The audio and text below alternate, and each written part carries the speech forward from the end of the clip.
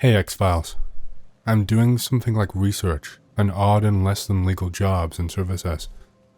We all hear stories of people who can acquire things or make things disappear for a small fee. Tales of a person you can call to get a new identity or have put a house under surveillance. You've all heard a story of one or two of these. That's what this thread is about. I'd like you to share the stuff you've heard, in the area you've heard. I'll take anything from anecdotes to personal experiences to descriptions of them. I, and probably everyone else, for curiosity's sake, would also be highly interested in clear and definite info as well. E.g., I know that if you call Pappy's Pizzeria in Lower Chicago and ask for an unusual pizza, they'll send an illegal thing hidden in the ranch dressing. If you don't want to post it, or want to give in-depth discussion on how you'd want the information to be portrayed if publicly shown, send an email to the one in said field. Here is a loose format. You don't really have to follow it, but I'd really like if you gave your general location/time frame somewhere in the post. General location can just be state/country, like Minnesota or Luxembourg. If you're in a city, please put that instead. Time frame. General time when you heard of it, e.g. the mid-80s or late 2004. Please say if the service is still active as far as you know, or if you heard it stopped or was shut down. The story or description, self-explanatory. Where you heard it. Did you experience it yourself?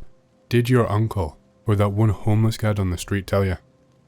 I know this isn't paranormal per se, but I browsed here, way back when X was in its heyday.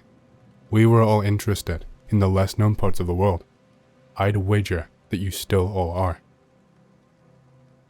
The US/Mexico border. I've heard some shit. Dead babies stuffed with drugs. Alligators stuffed with drugs. People hunting illegals for sport on ranches. People being smuggled in barrels, but being sealed in and left to die when they can't pay up. In my hometown in England, if you asked for a certain medicinal herb in the local Chinese herbal shop, they would take you upstairs. It was an apartment on top of a small building and sell you weed. And if you asked for an ear candle, Google it, they're pretty rad, of a certain brand. They'd apparently show you weapons, but I don't know about that. Kent, just south of London. A normal-looking herbal Chinese shop in a shopping centre that just so happens to sell weed and allegedly weapons. There used to be a brothel in the next town over, above an off-license, but that shut down a few years back. I don't even live in a particularly bad area. They're just kinda there. This is kinda related. I was gonna Greentext, but fuck it. I'll write it out. When I was in elementary school, my school's gifted class would go on trips all over the US. When I was in 5th grade, we all went to NYC. My dad was with me on that trip. We were staying in the city for 3 days before going down to DC on the 3rd night. On the 2nd day, the teacher let us go shopping in Chinatown. Now, I don't know if anyone has been to Chinatown in NYC, but it's crowded as hell, with people selling all kinds of bootleg items. Fake Yu-Gi-Oh cards, cheap fake jewelry, knockoffs of designer clothing. You didn't need a keyword to get illegal stuff there. Well, anyway, my dad and I were shopping around at a stall when an old Chinese lady asked us if we wanted to buy some DVDs. I was naive, and my dad was trusting. He wasn't the tallest guy, but he had a strong body since he'd been doing manual labor jobs since he was younger than I was. I guess he figured if anything happened, he could just take the fucks showing us the DVDs in a fight. We're led down these stairs, further and further. The basement of whatever building we were in was clearly too big for some simple Chinese bootleggers. I say I have to pee, and we're led to the bathroom. I tell my dad as I'm pissing that things are really weird, remarking that they could probably get away with murder down here. As soon as we get out of the bathroom, we see an open door with one of the Chinese folks coming out. Both my dad and I caught a glimpse of what we thought was a child, half-dressed and younger than me. My dad grabs me up and books it. The people screaming after him, but not actually going chase. We make it to the street. My dad puts me down, and we make our way to the street with traffic. He hails a cab and gets them to take us to our hotel across the river in New Jersey. He talked the teacher into cutting the New York stop early, going down to DC the next morning. Lots of build-up for a little payoff, I know, but that's life. That reminds me of when my friend went to Chinatown to get his PS2 installed with a chip. As you're probably guessing, many years ago, pre-PS3. You bring your PS2 in, say you want it hacked, and come back in a few hours. He picked it up, went home, and sure enough it was hacked. It felt heavier though, and he was an idiot, so he just said it was from the hack. It was uneven though, towards the back, so I opened up the compartment in the back where the internet adapter is supposed to go. In that empty socket was a bag of white powder. I don't know what he did with it, or what it was, but I thought of it from your story. Germany. Waiting in line for kebab. 2 big Turks come in, cut line. One orders 2 ayran and 2 kebab with special sauce. Kebab guy makes the kebab, doesn't take money, but gives them like 500 euros in 50 euro bills. They take the money and food and leave. Business as usual continues. Don't know if it was safety money or a trick to wash the money, but they didn't really care if anyone noticed. Some places in China, they make a soup from fetus and babies. They believe it has a rejuvenation power. I saw some photos on Bay. Also, there is an Asian horror movie, Free Extremes. 3 stories, directed by 3 Asian directors. One of them is about that. And there's a mob behind that. People who work in hospitals. You can go there and buy your own fetus to make a soup. There is no proof they do this regularly at all.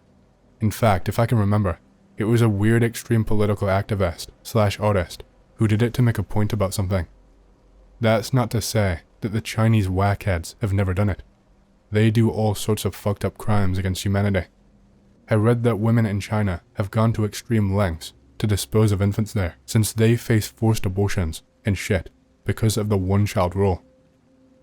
Supax. I've got a few if this thread is still alive. I won't follow OP's format though, cause he's a moron. JK, it's easier my way. There were rumors when I was a teenager that you could order pizzas from a place in the next town down that would put different types of skunk on it. I never paid it no heed, cause we never had any problems getting it, and having visited Amsterdam, where you can get lovely charcash cakes, it never appealed to me. Well, some screw from a recently closed, scandalous tabloid got hold of it, and did an expose, and it was covered in the press. Apparently, you could purchase bags of weed over the counter or for delivery. Some reporters did it, taped him in the act, and published a story on it. The place was closed down soon after, and reopened as a cafe. There's a sweet shop where the owner was called Carlton or something that also did it. My cousin and I scored from him a couple times when we were desperate. Got another, which is loads better, but I'm going for a shower now. If any of y'all are still around in half an hour when I return and want to hear it, I will tell. Right, second story. Used to knock around with R for a summer, who was a well-known coke dealer. R's brother was inside, doing 9 years, caught in one of the port towns, smuggling coke. So anyway, I know R used to visit his bro regularly inside, and smuggle in drugs for his bro to use as currency. R got caught, and ended up doing 9 months. Saw him at a party, shortly after he got out. You still smuggling drugs inside for your bro, I ask. He replies, of course I am. It's an essential resource for him. He is my bro. If there's anything I can do to make his stint easier, why wouldn't I? His coup de grace was to smuggle a phone for a bro. He did it. His bro got moved cells, and his new cellmate found out about the phone and took it off R's bro. R paid 4K to have another inmate take off that piece ear and present it back to his bro with the phone. True fucking story. Ironically, I have spent the last few years doing this very sort of research for a book. I'm based in Arkansas, but have been as far west as Nevada and as far east as down in Miami, Florida doing this. So I guess I'll dump some info on you. Number 1, pimp who vanished. General location, Little Rock, Arkansas. Time frame, 2010. Primary subject is very deceased. Where you heard of it. Was introduced to the man through a hooker who knew one of his hookers. I was just getting started doing interviews with professional criminals. I started with escorts and was branching out to other types of criminals and had mentioned during my last few interviews that an introduction would be great. I got a call from an escort I had interviewed, telling me that a pimp one of her friends worked for was interested in talking to me. Over about a week, I worked out the details of the meeting, and I timed things to make sure that his drivers, hired muscle, would be out on the job when we met up, because I figured it was safer if it was just him and me meeting up. I dropped my car off at my escort friend's place, and she drives me to this pimp's place, promising to pick me up after. I didn't want to leave my car in the hood. As I'm walking up to the place and rounding the corner, I get this eerie feeling down the back of my neck. I turn and look down a nearby alleyway, and there's this car with people inside, just sitting there. Engine off, people just sitting there, and they give me the creeps. But I figure it's the hood, and they're just a fixture there. So I go ahead and go on inside. I meet with the guy. He is surprisingly friendly, and we talk. He tells me that he's moving here from Cali, that he's affiliated with this group, and that group tells me about how much money he's bringing in, and shows me this big sack of heroin, and tells me that he's planning to break into the drug market in Little Rock. As I head out, I have already texted the girl who's supposed to pick me up, and confirmed with her that she's a few blocks away. As I'm walking down to where I'm supposed to get picked up, I get the same chill down the back of my neck. I glance up, and that car with the people in it is still there, still sitting, still waiting. After I make it home, I get a call the next morning from my friend, telling me that when a friend came back to her pimp's place, the lights were on, and she could hear people inside ransacking the place, so she fled. When they went back in the morning, they couldn't find any trace of the guy, and haven't heard from him since. What most likely occurred was a paid hit after he tried to muscle in on somebody's turf. Case number 2, discovering how safe houses work. General location, Northwest Arkansas, but you can find them anywhere. Time frame, 2011. Services are still ongoing. Where you heard of it? Complete accident led me to doing a little digging. You can rent a space in an area that isn't zoned for apartment living without putting your name on any paperwork or anything traceable to you. The trick is that landlords are greedy assholes, and oftentimes they have space left over in buildings in which the downstairs areas are rented out to businesses. Oftentimes, they are cutting corners when they turn these spaces into apartments in the first place, so they don't report any of your information, and usually just charge you a flat rate for rent based on what they think your bills are going to run you monthly. In high-foot traffic commercial areas, it is likely that your comings and goings will not even be noticed, nor will packages arriving intended for you instead of the businesses downstairs. These areas are prime locations for all forms of illicit activity, and a great hideout from the cops, especially if you're friendly with your landlord. This is how certain types of basic safe houses used by criminals and intelligence agents work. Nelsonville, Ohio, 2010. First-hand experience. So I was going to college in Athens, and Nelsonville is just outside of Athens. The town of Nelsonville is one of the poorest in Ohio, surrounded by woods, massive hills, more of like your typical country holler. That being said, drug use and alcoholism is rampant. However, it's said there is a satanic cult in the area. There's nothing on the internet about it because it's more of a local urban legend and something that college kids spread around at parties. But there are a lot of convincing things. In some parts of the woods, you can find weird symbols and phrases carved into the trees and also painted on rundown homes. There's a small town of maybe 15 homes in the middle of bumfuck nowhere in the woods. All of them are extremely run down, taken by nature, and covered with satanic shit. The town, village, gained the name Happy Town because there's a huge, red smiley face painted on the largest building. Happy Town is where the cult is said to meet, in the church. The church is a faded red brick building. The cross on the roof has been cut off and re-welded upside down, and there's a heavy, putrid scent inside. Melted candles are everywhere, and there are heavy wooden benches close to the altar, but not like pews. Rumor has it that the cults kidnap people, mostly women and children, from nearby Nelsonville and Athens, takes them to the church, then kills them.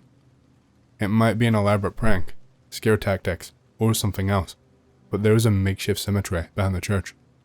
There's a 45-degree slope covered in crosses, but they don't point up. They all point at the church. There's probably a good 20 crosses on the slope, made of sticks tied together, with what I'm guessing is fishing line. All the college kids dare each other to make trips to Happy Town, and try to scare the shit out of each other. Another rumor goes that the cult accepted payments to kidnap and torture/kill people, but that one was ridiculous to me. Supposedly, if you went to Happy Town just before midnight on the 13th of every month, you could meet the cult. You'd have to beg them to not kill you, and hope they didn't, and offer them a payment if you wanted to have someone killed.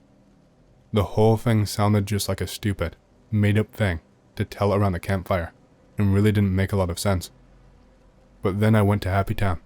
It was myself, 2 of these girls from my biology class, a couple of dudes from the basketball team, and 2 of these engineering students. It doesn't really matter, but one of the girls was pretty good looking. Solid 8 out of 10. Blonde, cute face. She was a poli-sci major, very outspoken. Tried to be the leader of our group, and wouldn't shut the hell up. The other girl was a chubby fat, liberal arts major, very tomboyish, quiet, but stuck very close to the group. They were like 3 dudes from the basketball team. I don't know all of their majors, but they were alright. They didn't act like assholes, but they seemed to have the bro science mentality. Then the 2 engineering students. One was this wimpy Asian kid, looks like he just came from China or some shit, but was surprisingly talkative. The other one was some chubby dude with a neckbeard, but he seemed pretty cool. Anyway, we made our way to Happy Town, checked out all of the symbols and phrases, peeked in some of the buildings, saw the church, even went inside, but the smell was so fucking bad. It smelled like a mixture of sulfur, vinegar, and feces. After we saw everything, we kind of went, wow, it was fucking nothing. But as we were making our way back out of the woods, we heard rustling off to one side. We all stopped, and all we had were the lights from our phones, so we couldn't see shit, but it sounded like someone was tearing through the woods around us. In those parts, it was common for coyotes and deer to roam around, but it literally sounded like someone was stomping around at full speed. One of the basketball guys called out, and the stomping stopped. The 8 out of 10 girl was freaking out, still wouldn't shut the hell up. Everyone else was just silently hoping it was nothing. One of the engineering guys turned his light in a random direction and screamed. Then we all saw a black figure duck behind a tree.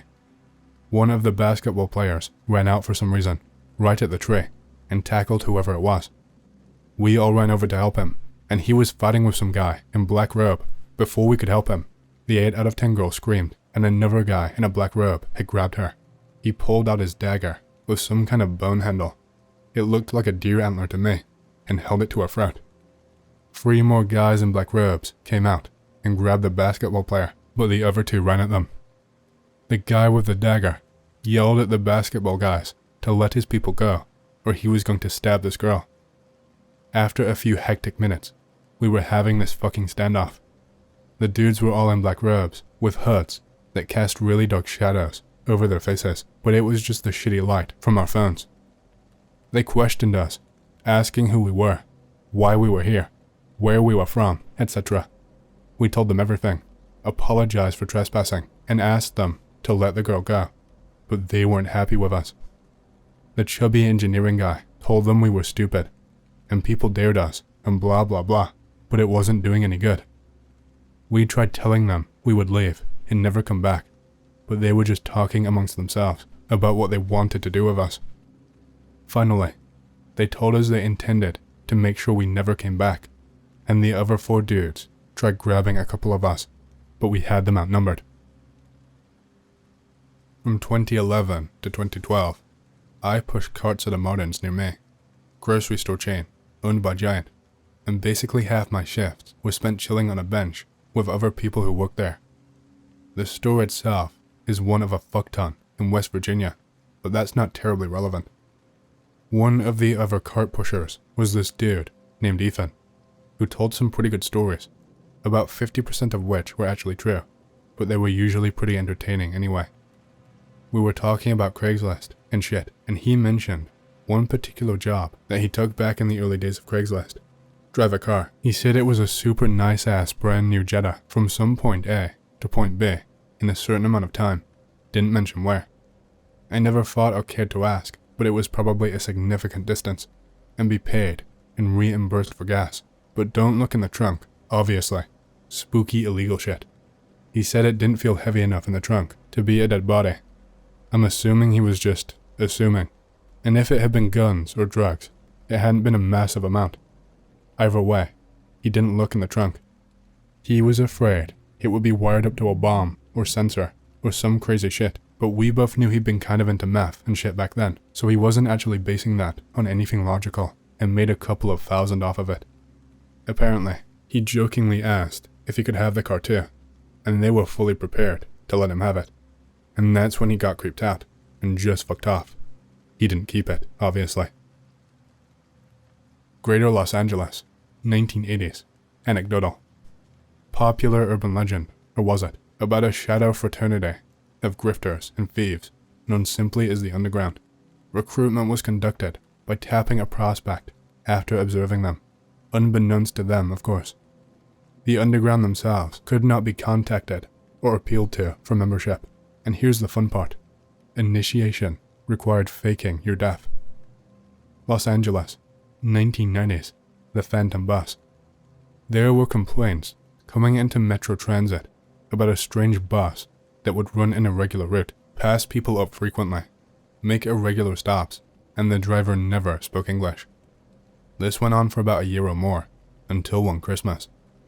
The buses were on holiday schedule, and one alert transit cop, who had heard the stories, saw the bus as out of place and investigated.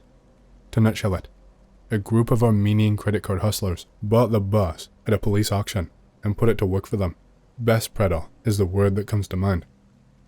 The Internet, 1995. Creditmaster.com.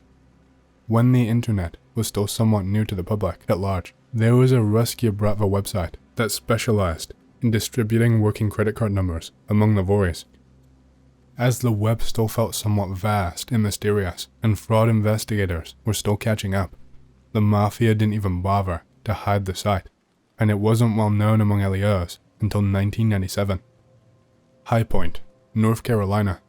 A friend's father let me in on a little-known secret from around here. If you need to get rid of a body, there's a guy who will gladly take any you have to offer. He has deep ties with local law enforcement, and has everyone who matters completely paid off. You bring the body to his farm, where his supposedly mentally handicapped son will use a blowtorch and scorch all the hair and everything from the outside of the body, and will then remove the teeth and crush them with a hammer. The body is then fed to the pigs, and no one ever asks a question. He's apparently been doing this since the 80s, and he's incredibly good at it by now. Place, Paisley, Scotland. Time frame, mid-80s. Heard from, husband who lived next door to the guy. For the price of a bit of hash, or a few cans of lager, or whatever the client could afford, the guy offered a quick, humane death service to pet owners who could not afford the vet fee if their usually dog animal was seriously sick or injured. Former Highland Estate gamekeeper turned alky, apparently. There is a Chinese buffet near where I go to school in WV. Supposedly, if you go to pay for your bill at the counter and ask to get change for a penny, whoever is working will take you to a back room and suck your dick. This is made all the more entertaining by the fact that the two main owners are a Korean man and a woman with teased, jerry curl mullets. Personally confirmed on numerous occasions. In East Orange, NJ, there is an Ethiopian restaurant. If you go in and ask for an oxtail, they will take you to a back room where you can buy big bags of shitty weed for super cheap. I haven't been there in roughly 10 years though, because I quit smoking, and it was shit weed anyway. I hear it's still open though. Hayfork, California, 2014 to current. There is a heavyset guy who lives at the fairgrounds. I've heard talk among local growers that he is a contract killer. I don't know firsthand of anyone he has killed locally. However, he showed up where I was working to collect on a bad business transaction and single-handedly destroyed 4 guys with his bare hands, took cash, took weed, and bounced. Not really a Hollywood or mainstream film X experience, but here we go. I worked for an independent horror company from 2006 to 2011.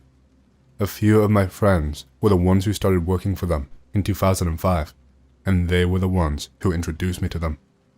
I was just an edgy 19-year-old who was into death metal and horror, and I needed a job badly, so I accepted the job offer.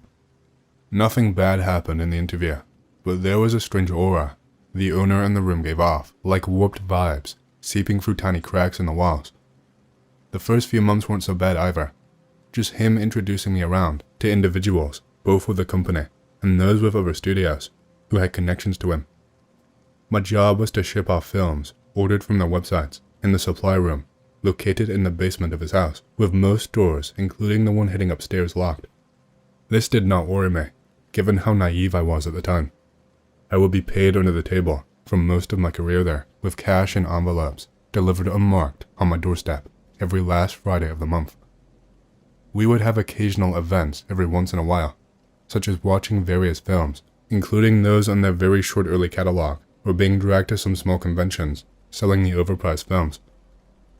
Around about a year in, I realized that this man must be a con man, but still pressed on as I got special employee discounts and the occasional free gift. My two friends grew increasingly weirder as time went on, as one went completely missing for 3 months in 2007, and the other friend nearly killing his mother and then himself in late 2009. This is where things got even more dark. The missing friend hardly talked after this incident and lived in seclusion for the rest of his life. The owner and some of his closer workers became incredibly distant after both events occurred and would stare at me while I worked. I became the only one working on shipments until more arrived 2 months later. About 3 months into 2011, the owner invited me to go camping with him on Halloween, and I went.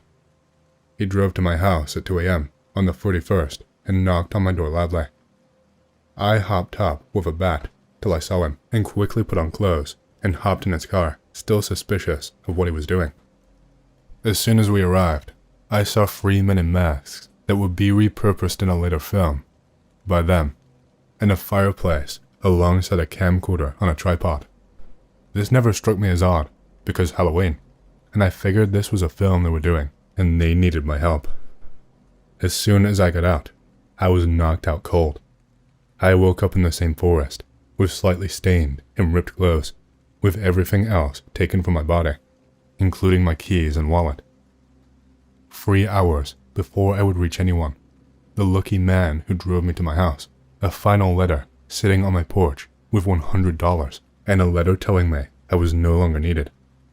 Around 2012, his company would see a small upsurge in popularity, especially edgy horror YouTube channels. I still wonder what they were up to, and what they did to my 2 friends. Needless to say, I left after 2 weeks of getting my shit together. I eventually got my shit back in a box, along with another $100, with a t-shirt with their logo. I still felt their presence there, and occasionally here, and I still have some of their early films that are quite rare and out of production now. There was a case a long time ago in Sweden that always made the hairs on the back of my neck stand up. Restaurants were attacked by armed men in camo, who temporarily took all inside hostage. They had a weird but terrifying MO. Nothing was stolen, but among the captives, one was chosen at random. This unlucky soul would be brutally, and I mean brutally, tortured to death. Then the assailants would leave. The police tried tracking them, but eventually only came up with abandoned uniforms in the woods. As I recall, someone suggested the Hand of Glowies playing a gruesome training exercise for when or if World War III broke out, when there really would be RWDs, and they wanted their operatives to be conditioned enough to do fucked up shit to anyone deemed an enemy, to make, I guess, cutting some rando's dick off and deep frying it in front of him seem as mundane as mowing a lawn to whoever was meeting this out. Mysterious disappearances in a small town. I have a story to share during my stay in a small town. I can't really share the location because of privacy reasons. I hope you all understand. Here we go. After I finished my master's, I secured a job with a big questionable company, which has offices even in remote locations. Now, the company policy dictates that newbies should work in remote locations for 2 years, and depending on the performance, they can come work at the headquarters in the city. Since I was a newbie, they threw me in a small town in the middle of bumfuck nowhere. The nearest town was 2 hours away, so it really sucked. The first 3 months in the office was alright. It was me and 4 other dumbfuck employees. All of us were newbies. One fine day, we had a local guy come into the office. I was chatting up with him, and suddenly, we heard an inhuman loud shriek coming from the mountains, located at the back of the town. I freaked the fuck out because what the fuck? The guy started to mumble saying, "Oh no, oh shit, it has begun," and just ran away midway. It freaked me out even more at that point. Next day, I ran into him at the local supermarket, and I asked him what the fuck happened to him the day before. He kind of tried to avoid me by giving vague answers, but since I was the new guy in town, he caved in, and told me that there was something out there which is responsible for disappearances in the town. Whenever that thing shrieks, happens once every 3 months, somebody in the town disappears, 4 people per year. At first, I thought it was a load of bullshit, but the look on his face said otherwise. But still, I asked him to prove the disappearance. He said that it won't come up in the news or newspapers because people in the town were ordered to keep their mouths shut by the town police chief. Again, I thought, what a bunch of baloney. Next day, the chief comes into my office and makes us all sit down for a talk. He then asks us if we heard the shriek yesterday. We all nodded our heads, saying yes. He then asked us if we knew what it was. We all say no. He then points his finger at me and says that I must know something because he saw me talking to the guy in the supermarket. I was creeped the fuck out. I knew lying wouldn't be a good idea, given he was spying on me, so I told him what transpired and what I said to the guy. He cools off and tells us all that whenever we hear that shriek, we must run and hide ourselves down in the bunker. What bunker, you say? Apparently, every building in the town has an underground bunker. He walks us down to the bunker and shows us what is what. Nobody in the town would tell me what was actually happening. 3 months later, shriek, run down to the bunker and hide till next day. Next day, hear that somebody disappeared. Town meeting was called. We all meet in the community center. Everybody talks about people disappearing once every 3 months, and something is taking them, but nobody knows what it is. They were angry and want to know what it was. They wanted to put an end to it for once and all, but nobody was willing to take the initiative. 3 months later, the chief goes missing. Another 3 months later, a big ranch owner goes missing. I was so done with the town that I almost moved out, but decided against it because getting another job and adjusting was a pain in the ass. I write an email to my bosses, asking to be transferred out somewhere else. They ask me why. I told them that I was facing racism from the locals. Not true, but anything to get the fuck out. Immediately approved my move to the headquarters. Thank fuck. First day in the headquarters. My boss tells me I'm the only one who successfully graduated from working in that small town and actually ended up in the headquarters. What the fuck? Ask him what he meant.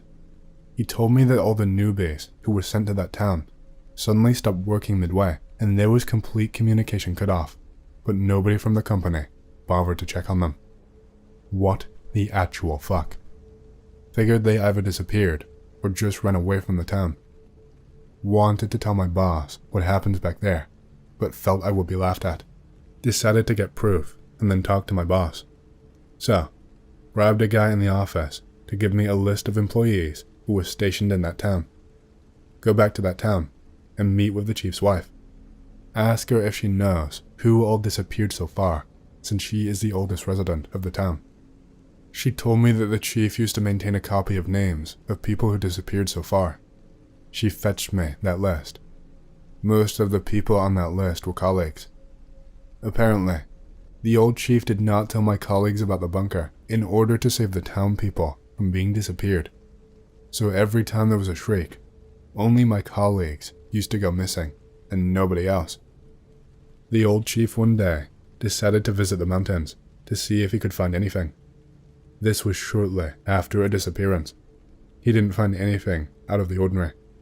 Shriek.flak. The old chief hid in his bunker, but still disappeared.